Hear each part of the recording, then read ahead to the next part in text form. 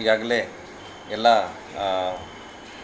ಜನತೆಗೂ ತಿಳಿದಿರುವಂತೆ ನೈಋತ್ಯ ಮಾನ್ಸೂನ್ ಮೇ 26ನೇ ತಾರೀಕಿನ ಶುರುವಾಗುತ್ತೆ ಅಂತ ಒಂದು ಹವಾಮಾನ ಇಲಾಖೆ ಮುನ್ಸೂಚನೆ ಪ್ರಕಾರ ನಮಗೆಲ್ಲ ತಿಳಿದಿದೆ. ಅದರಂತೆ ಈಗ ವಾತಾವರಣ ನೋಡಿದ್ರೆ ಸ್ವಲ್ಪ ಗಾಳಿ ಮತ್ತು ಮೋಡ ಎಲ್ಲ ಇರ್ಬೋದು, ಅಲ್ಲೆಲ್ಲ ಮಳೆ ಬರ್ತಿದ್ದು ಕೂಡ ಎಲ್ಲರಿಗೂ ಅನುಭವಕ್ಕೆ ಬಂದಿದೆ. ಈ ಬಗ್ಗೆ ಹವಾಮಾನ ಇಲಾಖೆ, ಜಿಲ್ಲಾಡಳಿತ ಮತ್ತು ಕಂಟ್ರೋಲ್ ರೂಮ್ಗಳಿಂದ ನಮಗೆ ಹವಾಮಾನ ವರದಿ ಬಗ್ಗೆ ಮುನ್ಸೂಚನೆಗಳು ಬರ್ತಾ ಇರ್ತದೆ.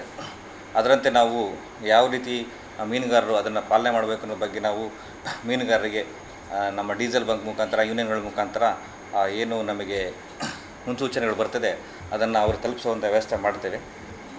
ಈಗ ನಮಗೆ ಅರೇಬಿಯನ್ ಸೀನಲ್ಲಿ ಈಗ ದಿನ 19ರಿಂದ 24ನೇ ತಾರೀಕು ತನಕ ಈ ಯಾವ ರೀತಿ ಬದಲಾವಣೆಗಳಾಗುತ್ತೆ ಅನ್ನೋ ಬಗ್ಗೆ ಒಂದು ಮುನ್ಸೂಚನೆಯನ್ನು ಕಂಟ್ರೋಲ್ ರೂಮಿಂದ ನಮಗೆ ಬಂದಿರ್ತದೆ. ಅದ್ರ ಪ್ರಕಾರ ಪ್ರತಿ ದಿನವೂ ಸರಾಸರಿಯಂತೆ 45ರಿಂದ 60 ಕಿಲೋಮೀಟ್ರ್ ವೇಗದಲ್ಲಿ ಗಾಳಿ ಬೀಸ್ತಾ ಇರ್ತದೆ ಅಂತ. ಇದರಿಂದ ಮೀನುಗಾರರು ಭಾಳ ಎಚ್ಚರಿಕೆಯಿಂದ ಮೀನುಗಾರಿಕೆ ನಡೆಸಲು ಇದು ಮಾಡಬೇಕು. ಮತ್ತು ಅಂಥ ಸಂದರ್ಭದಲ್ಲಿ ಹೋಗ್ದಲೇ ಇರೋದೇ ಒಳ್ಳೆಯದು.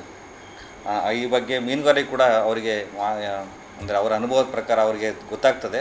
ಪರ್ ಡೇಗೆ ಮೀನುಗಾರಿಕೆ ಹೋದಾಗ ಅಲ್ಲಿ ವಾತಾವರಣ ಪ್ರತಿಯೊಬ್ಬರು ತಿಳಿಸ್ತಾರೆ. ಒಬ್ಬರಿಂದ ಒಬ್ಬರಿಗೆ ಕಮ್ಯುನಿಕೇಷನ್ ಮತ್ತು ಇಲಾಖೆ ಮತ್ತು ಬೇರೆ ಇದರಿಂದನೂ ಕೂಡ ನಾವು ಮಾಹಿತಿಯನ್ನು ತಲುಪಿಸೋ ವಿಚಾರ ಮಾಡ್ತೇವೆ.